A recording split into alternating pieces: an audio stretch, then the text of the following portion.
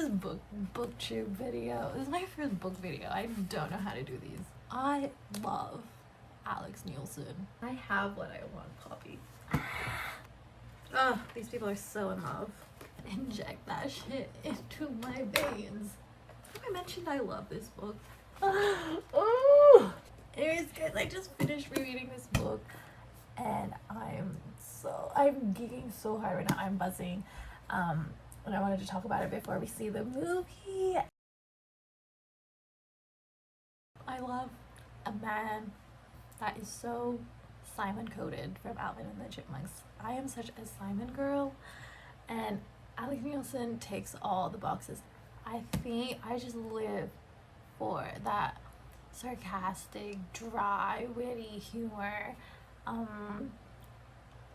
Like, it's very Jim from The Office. But yeah, no, I just love a tall, sarcastic man. And I love Poppy. I see myself in her so much in wanting that freedom. And she's not like a 9-to-5 girly, and I am also not a 9-to-5 girly. And I love the grumpy sunshine trope. It hits every time. It hits every single time. I used to love Rosie as a younger teen. So I don't know what that says about me, because I watched it recently and I realized, was I a masochist? Why did I love the slow, torturous burn so much? And I was like, you know, maybe I don't like it that much. Apparently I am a masochist. I love a slow burn with a heavy miscommunication trope, and when both sides think it's unrequited love. It's like a drug. Inject that shit into my veins. Oh my god, the high I get when they finally get together. The tension is palpable, to say the least. Another thing about the grumpy sunshine trope, or even just with Alex and Poppy, is that you can tell he loves her, because maybe not in that way yet, but even from the start he goes along with her antics, and you know, I think it's she's such a welcome reprieve from what he's been dealing his whole life. And while yes, sometimes he does still have to take care of her, or he kind of feels that he has to take care of her, not that he does, because he's Alex Nielsen, he's in love with Poppy, right? That one scene where she's sick, she has pneumonia, and she's apologizing for, you know, wasting their summer trip to Sweden, Norway, and all he says is, like, it doesn't matter, all I wanted was to be with you. You know, he looks forward to these summer trips, not because, you know, they're going to a new place, or, you know, not because they're traveling, they're on vacation, but because he gets to spend time with her. And if that's not love, I don't know what is. And another great thing about the grumpy sunshine trope is when they're very, especially when the grumpy character is so type A and particular about things and how they do things, or like they're very hygienic, or they're very clean and tidy, and then the sunshine is just very messy and loud and such a big personality, and they push each other out of their comfort zones, and well, not so much that in this case, but also they sacrifice some of that stuff for the other person out of love. Like with Alex picking up the beads from the floor in New Orleans just to make her feel better. When Alex says he hates holding hands, but he always holds Poppy's hand. That's beautiful. That's cinema. When Poppy brings this up, she goes, I thought you didn't like holding hands. And you said you did, he says. So what? I just get whatever I want now? Yes, Poppy, you get whatever you want now. Is that a problem? What if I want you to have what you want? Are you just saying that because you know what I'm gonna say, or are you gonna make fun of me for it? No, I say. No, Poppy says. Why? What are you gonna say? I have what I want, Poppy. Tell me I'm not the reason you're not married with kids right now and everything else you wanted. Of course it's because of you. It's always been. I fucking love that trope. It's always been you. I love a man that yearns. I love a man that yearns. I love a man who is so down bad for the girl. It's like a drug. Inject that shit into my veins. No, it's literally spectacular. Give me 14 more of them. They just work, okay? Despite what Alex said at the end, they just work. And I think that's the beauty of love as well, where it's everything might seem like it's not gonna work out, or you two won't, you know, you two don't seem at all compatible, but it is. But like, you are. It is gonna work out. You will make it work, because as long as there's love for each other and you choose to be there for each other every day, it's gonna work out. It's gonna work out. And I love love, guys. I love love. And as long as you love each other, you guys will make it work. Exactly. Maybe things can always get better between people who want to do a good job loving each other. Maybe that's all it takes. Thank you. Thank you. So many good passages and lines in this book that really that just showcases the relationship between Alex and Poppy and the love that they have, and how great it is to be seen and truly understood by someone. Alex had a way of never making me feel small or petty.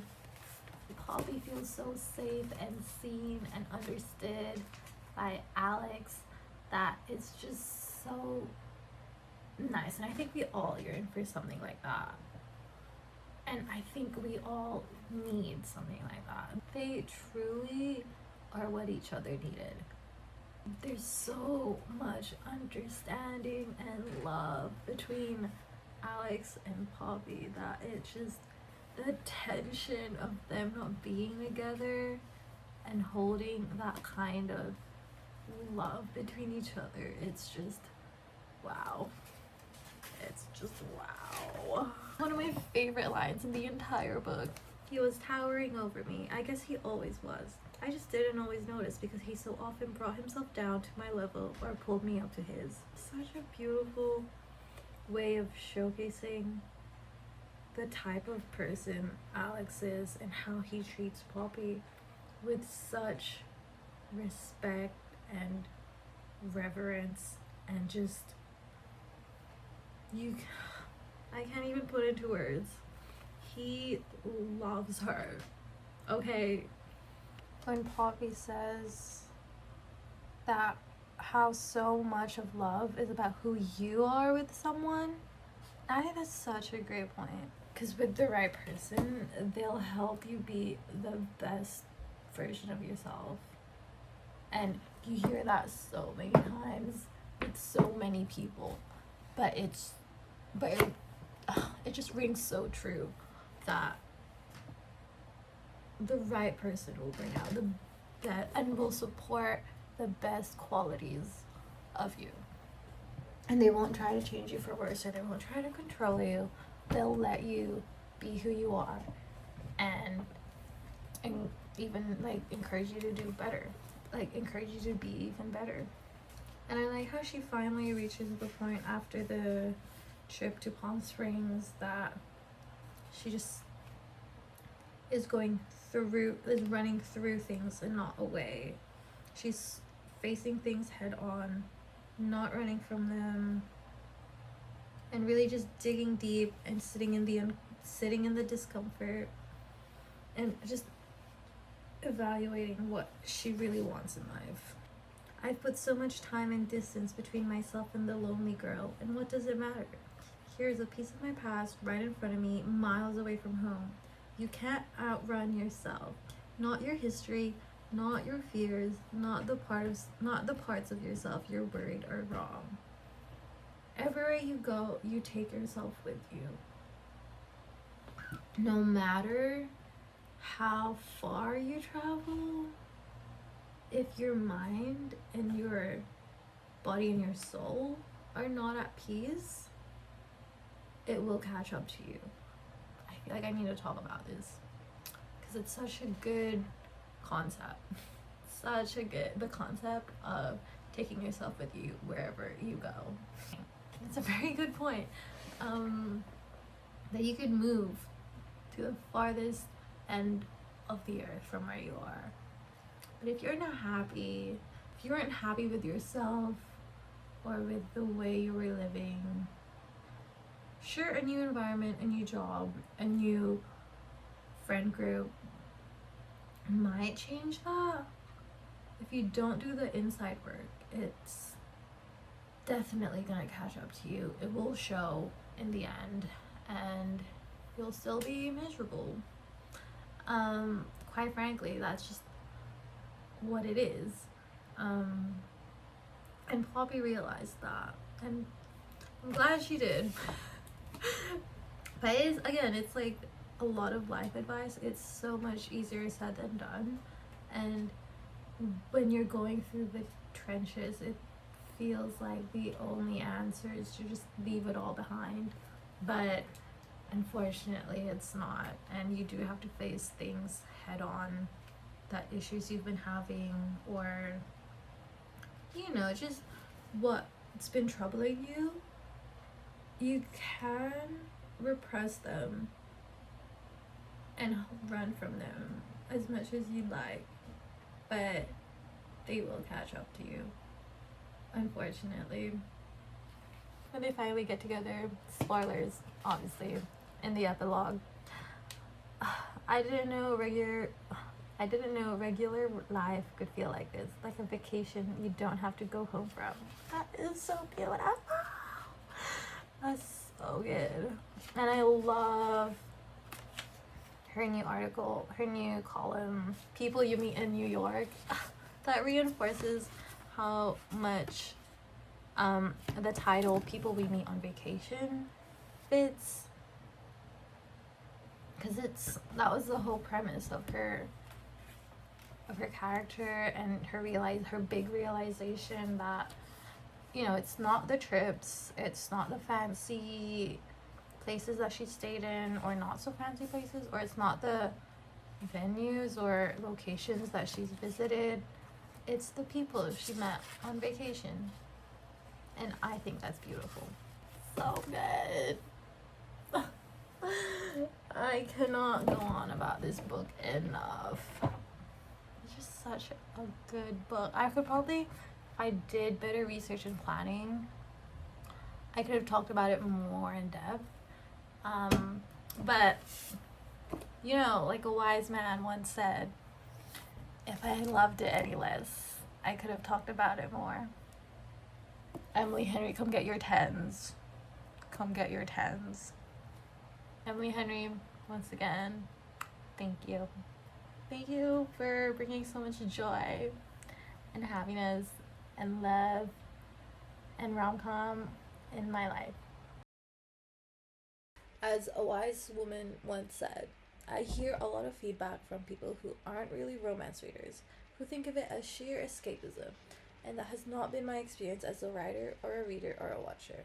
The reason I love romance so much is because it takes the brightest parts of life and the darkest parts of life, and it puts them side by side in a way that feels safe, because you have that safety net.